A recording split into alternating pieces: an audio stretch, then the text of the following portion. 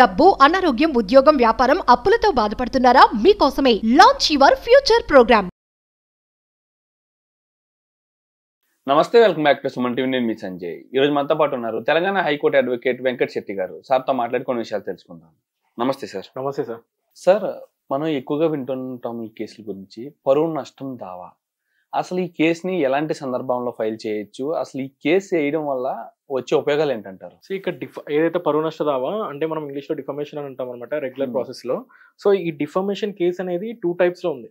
అంటే civil defamation ఉంది and also అదే కాకుండా క్రిమినల్ డిఫమేషన్ కూడా ఉంది. సో ఎట్లాంటి సిచ్యువేషన్ లో ఏదైనా ఫైల్ చేసుకోవచ్చు. ఈవెన్ సివిల్ డిఫమేషన్ అయినా ఫైల్ చేసుకోవచ్చు, ఇన్ కేస్ క్రిమినల్ డిఫమేషన్ అయినా ఫైల్ చేసుకోవచ్చు బేస్డ్ ఆన్ సిచ్యువేషన్. ఏదైతే మనం నాగార్జున గారి ఇష్యూ మాట్లాడుకుంటే, నాగార్జున గారిని కొండా సురేఖ గారు అన్న సిచ్యువేషన్స్ లో వాళ్ళు సివిల్ డిఫమేషన్ ఫైల్ చేశారు. బట్ అది ఇమీడియట్లీ గా ఆర్డర్స్ అనేది రావడం జరిగింది. అండ్ ఆల్సో ఇప్పుడు ప్రెసెంట్ అది కోర్టులో కూడా రన్ అవుతుంది ఆ కేసు. సో ఏదైతే ఆ కేసు పక్కన పెడితే ఎట్లాంటి సిచ్యువేషన్స్ లో వేయాలి అంటే, ఒక పర్సన్ ని మనము గిల్టీగా మాట్లాడడం కానీ, లేకపోతే తక్కువ చేసి మాట్లాడడం కానీ, హేళన చేసి మాట్లాడడం అంటాం కదా అలా. అండ్ అదే కాకుండా లేనిది సృష్టించి మాట్లాడడం, కల్పించి మాట్లాడడం అంటాం కదా, అట్లా కల్పించి మాట్లాడడం ఒక పర్సన్ మీద కానీ, ఇన్ కేసు ఒక కంపెనీ మీద అయినా కానీ. అంటే చాలా మంది ఎలా అంటే, ఒక పర్సన్ మీదనే మనం డిఫర్మేషన్ వేసుకుంటామేమో అనుకుంటాం. బట్ కాదు సార్.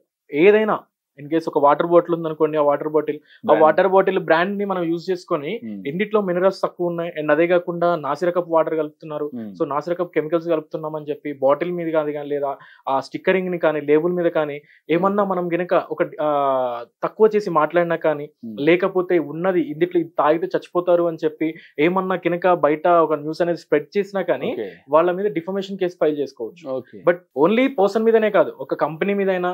అండ్ అదే కాకుండా బాడీ షేమింగ్ చేస్తారు చాలా మంది. మనం పొలిటికల్ లీడర్స్ చూసుకుంటే డిఫరెంట్ టైప్స్ లో బాడీ షేమింగ్ చేస్తారు.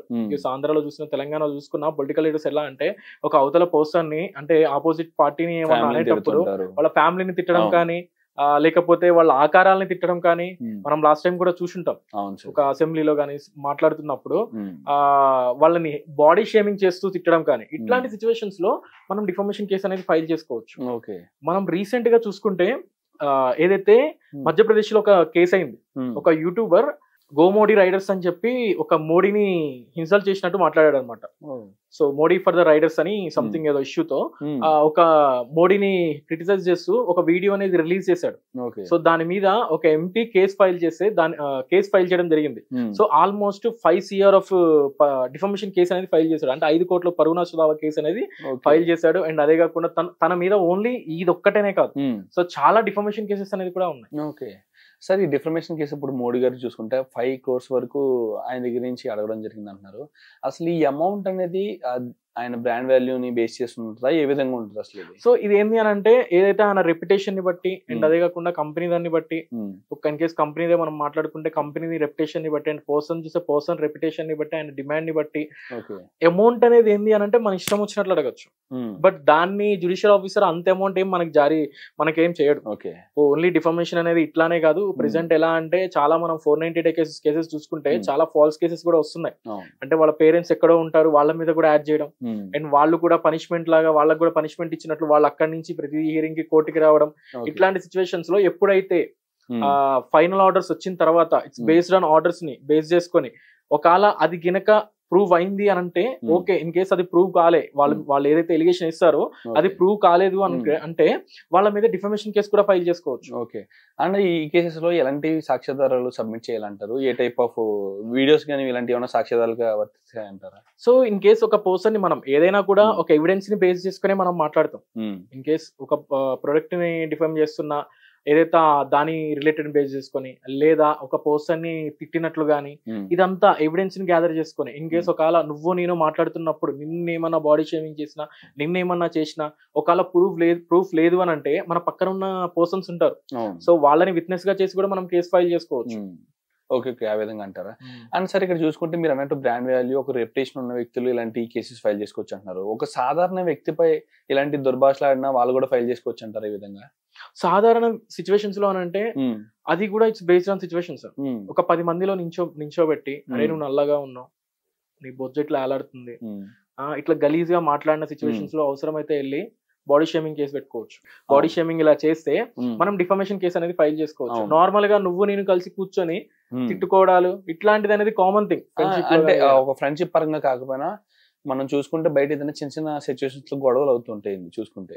అక్కడ జరిగిన గొడవ సంఘటన వేరైతే వాళ్ళ ఫ్యామిలీ మెంబర్స్ ని, వాళ్ళ బాడీ షేమింగ్స్ ని ఇలా తిడుతూ ఉంటారు. అట్లాంటి సిచ్యువేషన్స్ లో కంపల్సరీ చేసుకోవచ్చు సార్. ఓకే. అట్లాంటి సిచ్యువేషన్ లో ఎప్పుడైతే ఒక పర్సన్ నీకు ఆ పర్సన్ ఎవరో తెలియదు, ఒక సడన్ సిచ్యువేషన్ లో ఒక ఇష్యూ అనేది క్రియేట్ అయిపోయింది.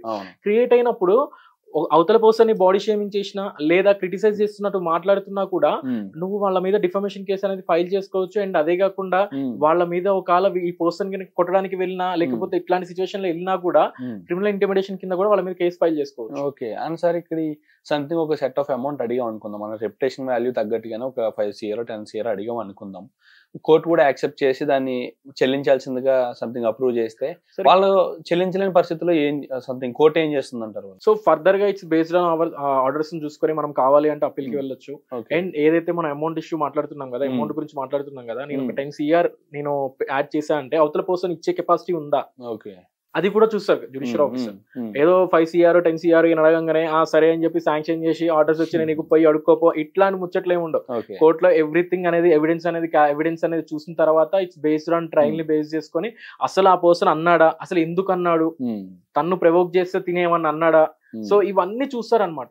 ఏది చూడకుండా డైరెక్ట్ ఒక ఆర్డర్స్ ఇచ్చేసి పోయి తీసేసుకో ఆయన దగ్గర నుంచి 10 CR అని చెప్పి ఇట్లాంటిది ఏమి ఉండదు. సో ఇట్స్ ట్రయల్ ని బేస్ చేసుకొని ఆ పర్సన్ ఇవ్వలేస్తాడా ఇవ్వలేడా ఆ సిచ్యువేషన్ ని కూడా బేస్ చేసుకొని వాళ్ళకి పనిష్మెంట్ అన్నా లేదా ఫైన్ అన్నది వేయడం జరుగుతుంది. సార్ ఇప్పుడు మనం సివిల్ డిఫర్మేషన్ గురించి మాట్లాడుకున్నాం, అదే క్రిమినల్ డిఫర్మేషన్ కింద కేసు పెడితే అలాంటి వాళ్ళపై ఎలాంటి యాక్షన్స్ ఉంటాయి అంటారు? ఆ కేసు ఎలాగా నడుస్తుంది? సో ఇన్ కేసు మనం ఫైల్ చేసుకునేటప్పుడు మన ఇష్టం సార్, సివిల్ డిఫర్మేషన్ అయినా ఫైల్ చేసుకోవచ్చు, క్రిమినల్ డిఫర్మేషన్ అయినా ఫైల్ చేసుకోవచ్చు, బేస్డ్ ఆన్ సిచ్యువేషన్.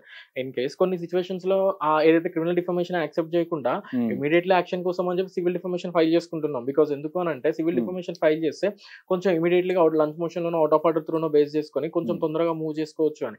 బట్ ఏదైతే FIR బేస్ మీద ఏమైతుంది అని అంటే అక్కడే చాలా కేసెస్ వరకు పోలీస్ స్టేషన్ లోనే కాంప్రమైజ్ అయ్యేటట్లు సిచ్యువేషన్స్ నడుస్తున్నాయి. అంటే ప్రెసెంట్ ఏంది అని అంటే వాళ్ళు కూడా సో ఒక సిచ్యువేషన్ వల్ల ఇష్యూ క్రియేట్ అయినా కూర్చోబెట్టి కౌన్సిలింగ్ చేయడం కానీ ఇట్లాంటి కాంప్రమైజ్ చేయడం ఇట్లాంటి సిచ్యువేషన్స్ అనేది అవుతున్నాయి. కాబట్టి చాలా మంది ఏంది అని అంటే సివిల్ డిఫర్మేషన్ వేసుకుంటున్నారు.